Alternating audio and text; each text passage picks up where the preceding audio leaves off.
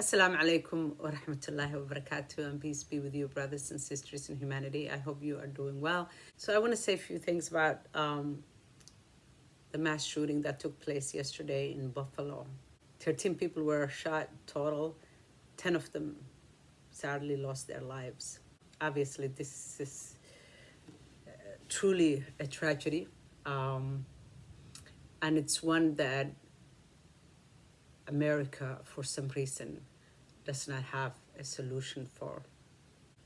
And it seems to me that the only thing that Americans can offer is just silence and prayers to the victims and their families.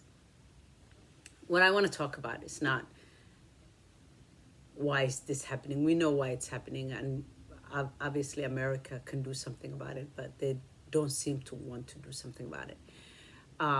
What I want to talk about is something very interesting.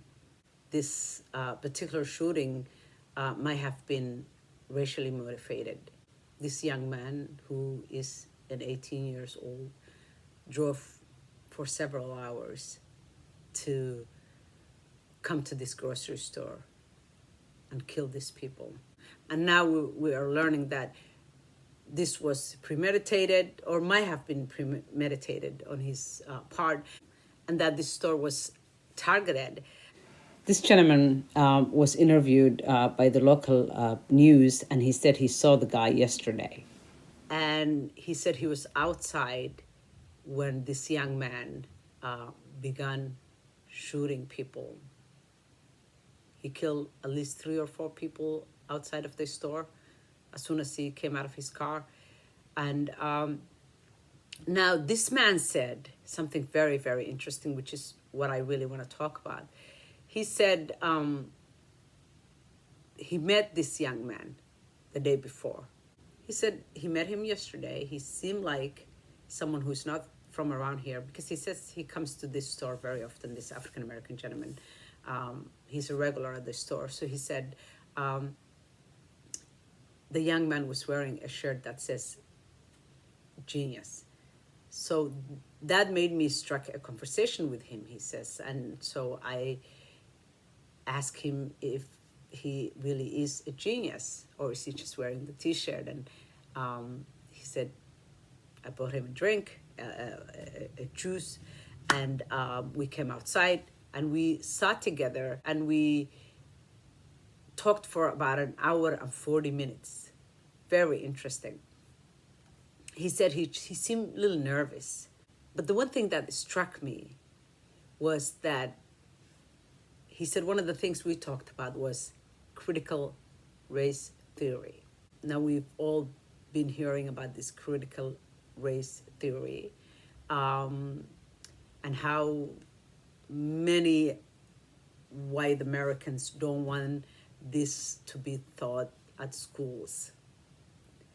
I mean, you hear stories about, well, children are not racist, and we don't want to make our children feel bad, which seems very selfish to me. I mean, what about the children that has been feeling bad for hundreds of years, whose ancestors has been enslaved and segregated and lynched and killed, and just why don't you want your children to learn the history of their country?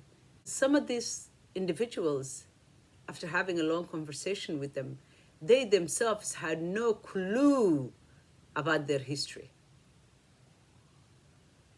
This one gentleman, I asked him if he knew anything about the Jim Crow era. I swear to you, he didn't even know what that was. And I said, but my friend, isn't that the very reason why you need to allow your children to learn the history of their country? I mean, look at you right now. You seem so frustrated and inadequate because your lack of knowledge. And this is someone who even went to college. This is a good person. It's not someone who has any particular animosity towards anybody. But because this is how this person was raised, instead of allowing themselves to evolve and to learn and to take responsibility for their own self, even if they were not educated at a young age about the history of their country, they could have educated themselves later on, but never did. And now that person is stuck or feel like they are stuck because they don't want to move forward and get to know other people and venture out because of their because of their lack of being an educated individual, person who knows about their history and the history of the world and the history of their country. And it's like imprisoning yourself. And you see this over and over again with particular groups of people who, when asked tough questions, they just, they have no idea. They just glare out and just repeat the same thing over and over again. That is a tragedy. Because when we educate our children early on, instead of our children growing up seeing what's happening, following the footsteps of their parents, watching certain channels, just following the footsteps of those that came before them,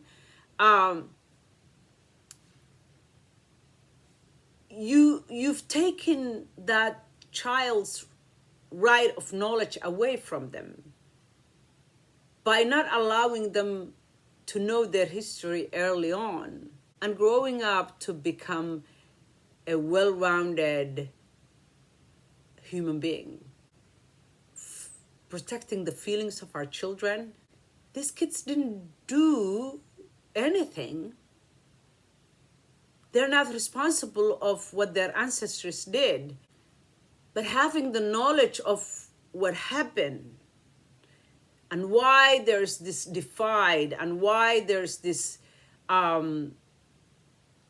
disparity in their country, it will give these young people the opportunity to get to know their fellow Americans and to feel empathy and sympathy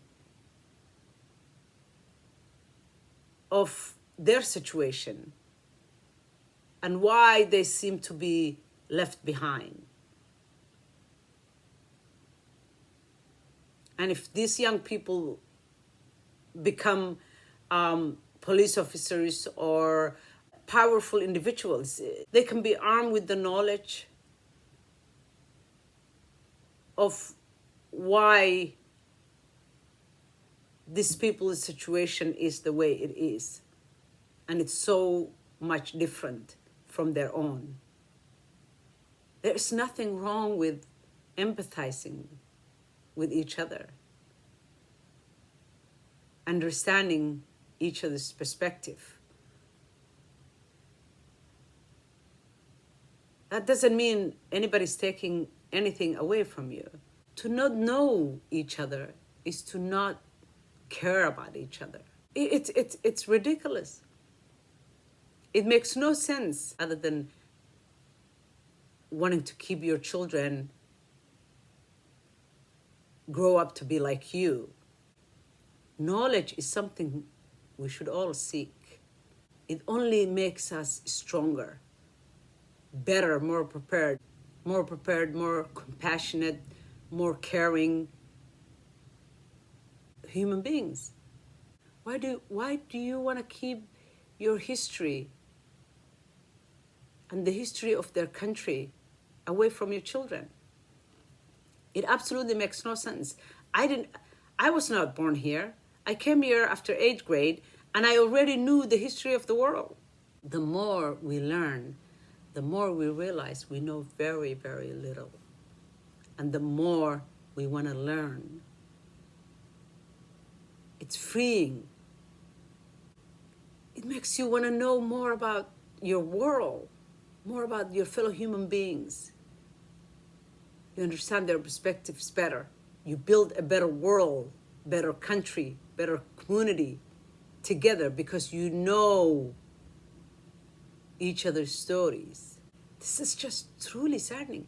This young man had an hour and 40 minutes with this gentleman, this African-American gentleman.